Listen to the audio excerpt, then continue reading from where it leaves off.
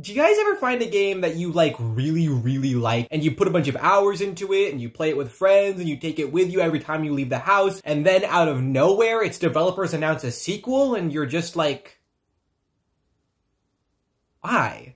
Okay, yeah, so you get it. Initially released as a Japan exclusive in, wait, really? 2014? Before finally receiving a worldwide release in April of 2017, Puyo Puyo Tetris broke new ground by combining two of the most beloved and iconic puzzle games ever, Puyo Puyo and Tetris. Oh, I thought it was gonna be Dr. Mario and the Bubonic Plague. Into a single $40 package complete with online multiplayer, a long list of playable characters, a story mode that maybe lasts a little too long, tons of side content, and two of the best versions of Puyo Puyo and Tetris ever. I picked up my copy of Puyo Puyo Tetris a few years back, and I've been playing it sporadically ever since. I beat its story mode, I played it with friends, I took it online, I experimented with its side modes, I even took it to a couple of parties, and honestly, I had a lot of fun with the game. It was my main source of Puyo Puyo and Tetris for a little while there, and I would honestly consider it to be one of the best versions of both games. Puyo Puyo Tetris is a great game with a ton of content and replay value, and I would proudly recommend it to anyone looking to add a puzzle game to their library. But despite all that, I've never really seen much need for a sequel. It's kind of the main reason I never bought the sequel. Puyo Puyo and Tetris are both very traditional, high-score-based, arcadey falling block puzzle games. It's a very simple genre, and these are both conceptually very simple games. Now, that's not to say that there aren't near infinite levels of complexity hidden within each game, just that there's only so much iteration that can be done between each individual release. Of course, that doesn't mean that there isn't any value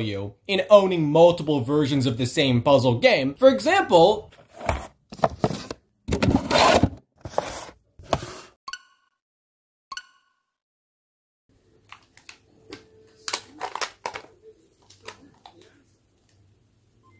I own 14 versions and I plan to buy more. So obviously I, more than most people, understand that despite all their similarities, the individual games in any puzzle franchise all provide unique experiences and provide genuine reasons to buy one version over the other, or even to pick up multiple titles. And yes, Tetris is the original version in its purest form. Game Boy Tetris is the same game, but you can fit it in your pocket. Tetris Party is some of the coolest side modes in any Tetris game, including a few you can play with the Wii balance board. Tetris 99 is a battle royale. Tetris DS is a love letter to classic Nintendo games. Tetris Effect is an audiovisual masterpiece and one of the best arguments for video games as an art form. Tetris 2 is not Tetris, neither is Tetris Attack or Tetraminos. Tetris Worlds is duct taped onto the back of a dog shit Star Wars game, and the keychain is funny. I'm primarily talking about Tetris here, but the same thing applies to Puyo Puyo. The original game has the inherent novelty of being the first. Puyo Puyo 2 is one of the cutest games I have ever played. Kirby's Avalanche crosses over with one of my favorite Nintendo franchises. Dr. Robotnik's Mean Bean Machine is inspired by those movies, and Puyo Puyo Champions brings the series to modern platforms at a low price. Every version of Puyo Puyo and Tetris is at least a little different from the others. They all have their own unique themes, art styles, physics, and side content, and Puyo Puyo Tetris is arguably the most unique version of both games because it combines them into a single title for the first time ever. But Puyo Puyo Tetris 2 isn't really capable of being anything more than an extension of its predecessor. Most releases of Puyo Puyo or Tetris are considered standalone games. They are free to experiment with music, art style, visual design, content, and even gameplay, but Puyo Puyo Tetris 2 needs to be recognizable as a direct sequel. It has to have a similar art style and visual design, it has to have the same characters, it has to have the same content, it has to continue the same story, and most damningly, it has to have the exact same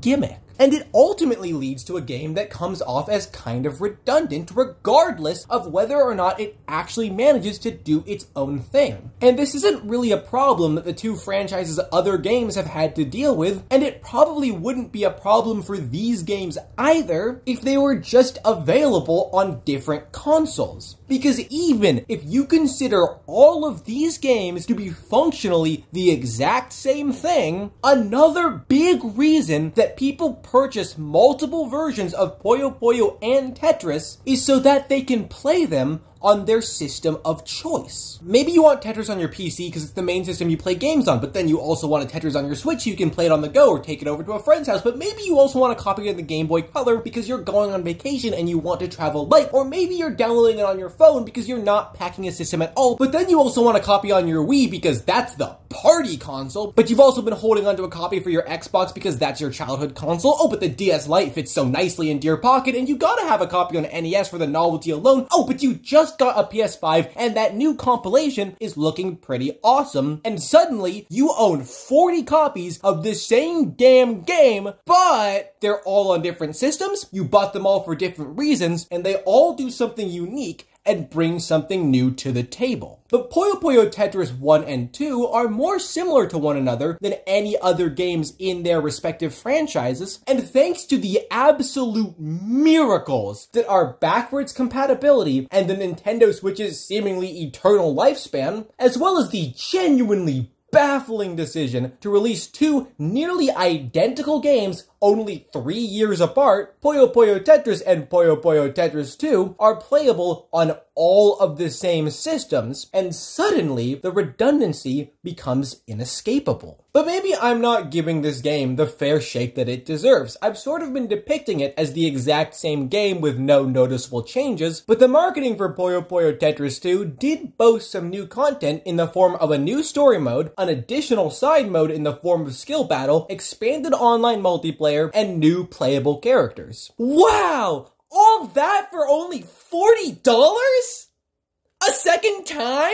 The playable characters in this game are more cosmetic than anything, and there's really only so much you can do to expand the online component of a puzzle game, so I wouldn't really consider either of those to be major selling points. But a new story mode and a new side mode are always great additions. I just don't know if they really justify a whole new game all by themselves. The first game's story mode was kind of fun, but it mostly boiled down to playing normal versus matches against CPUs, with the original side mode showing up to break up the monotony. I definitely had fun with it, but it doesn't do anything special in the gameplay department, and it can start to feel like a bit of a grind after a while. And the actual story itself wasn't doing it any favors.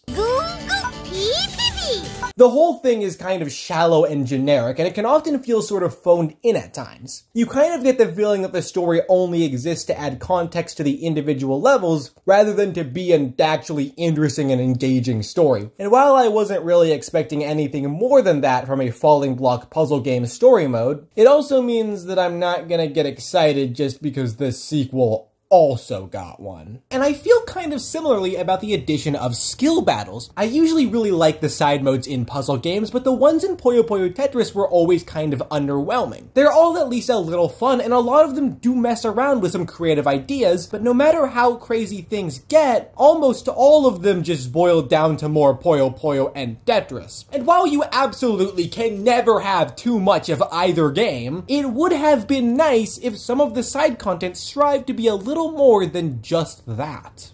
So you'll have to forgive me if the promise of new side content doesn't have me pulling out my wallet. But at the same time, I kind of wish that they would have added more? Because of the questionable quality of the existing side content, I'm in this really interesting position where I'm simultaneously disinterested in any new side modes they could have added, but I'm also genuinely confused by the fact that they didn't add more. Regardless of whether or not you care about Puyo Puyo Tetris' side content, it is an undeniable fact that one new mode does not a sequel make. And call me crazy, but I don't think that $40 is a fair price for a single DLC pack's worth of content. And that's probably my biggest source of confusion: the price tag. Sure, the original game also retailed at $40 at launch, but it was a completely new and unprecedented experience, and most stores started selling it for closer to $20 not long after. And I personally got my copy on clearance for $19.99 a few years after it came to the US, and with digital copies often going on sale for, holy shit, $5? What? It starts to get really difficult to justify spending 8 times as much money buying the sequel when the original version is is right there for $4, or if you just already own a copy. So between its high price point, its lack of substantial new content, its release on the exact same consoles as its predecessor, and the game's overall redundancy, I just cannot figure out why this game exists or who it is actually for. I mean, except for me. Apparently this game is for me because I own a copy. I bought it specifically for this video. It cost me $20. That is the equivalent to 4 copies of Puyo Puyo Tetris 1, and I probably could have bought any other game with that money.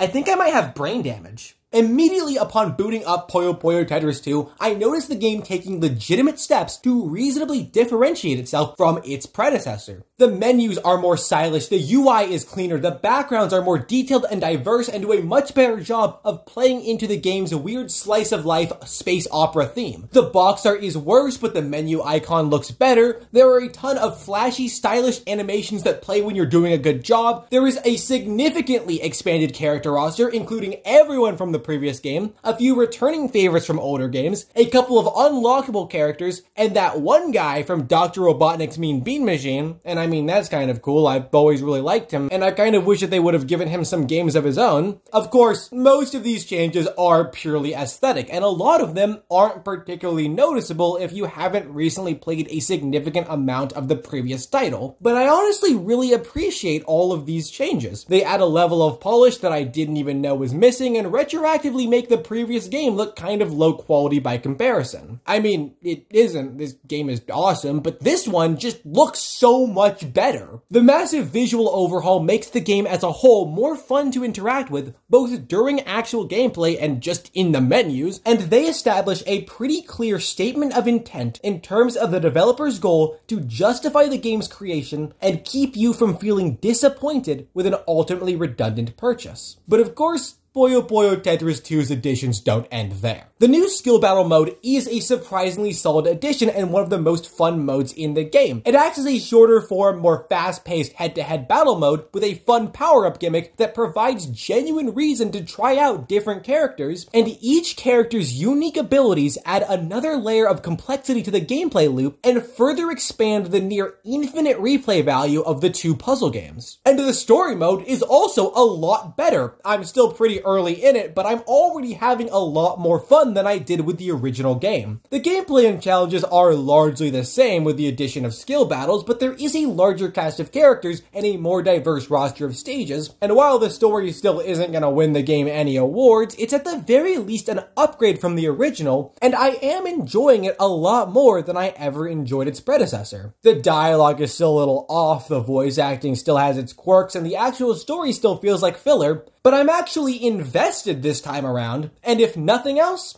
that is an achievement. The tweaks to the online aren't super noticeable, especially when it feels like I'm the only person actually playing this game, but the gameplay does feel marginally more balanced. I really like the new raiding system, and I'm sure raid battles would be a lot of fun if anyone else ever played this game. Even the tutorials have been expanded. Not that you really need them, I mean, these games are pretty self-explanatory and there's a decent chance that you've played them both before. And even the skill battles, the game's one true original mode, don't really do much that we haven't seen before or couldn't figure out on our own pretty quickly. But every new addition is worth mentioning, and the mere act of expanding the tutorials implies a level of effort and thoughtfulness on the part of the developers that I honestly wasn't expecting when this game was first announced. Now, all of these changes are really cool, and they do a lot to differentiate this game from its predecessors, but I still don't think that they really justify a whole new release. All of the new features, improved visuals, new characters, added content, and even the new story all come together to create a package that feels less like a brand new game and more like a series of free updates repackaged as $40 DLC. It almost feels like the definitive version of an existing title rather than a whole new game, and I still kind of feel like it didn't need to be made at all.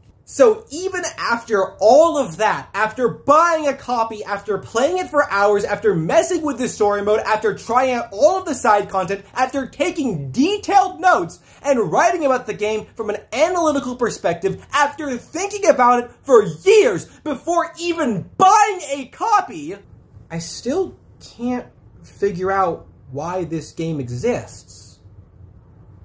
but I am really, really glad that it does. I have been having so much fun with Puyo Puyo Tetris 2. I have been playing this game on a near daily basis ever since I bought it. I'm actually enjoying the new story, and I have been putting real time into its side modes. I'm excited by the new characters and impressed by its long list of visual improvements. I have been repeatedly trying to beat my own records, which is something that I rarely do, and I just finished my most successful run of Tetris ever, having hit a score of 4 million and maxing out the timer. Hell, I even took the game online, which is something that I tend to avoid doing in any game that isn't a shooter or a fighting game, and I had a lot of fun getting my ass kicked by the one other person that still plays this shit. I am having a lot of fun, and I am very, very happy to be consistently putting time into Puyo Puyo Tetris for the first time in a while. And it's not like I ever stopped playing Puyo Puyo or Tetris. I mean, I bought new games in both franchises literally this year, but every version of both games is different and unique, and Puyo Puyo Tetris is truly something special. And I'm really, really happy to be getting back into it, even if I had to buy a whole new game just to do it. And honestly, that has value. Maybe not to the average gamer or to the industry at large or even to the legacy of the two franchises, but it has value to me, and I'm probably not the only person that feels that way. And maybe that's enough. So even if I still can't figure out why the fuck this game exists, I'm honestly really glad that it does. And I haven't really been playing anything else since I bought it.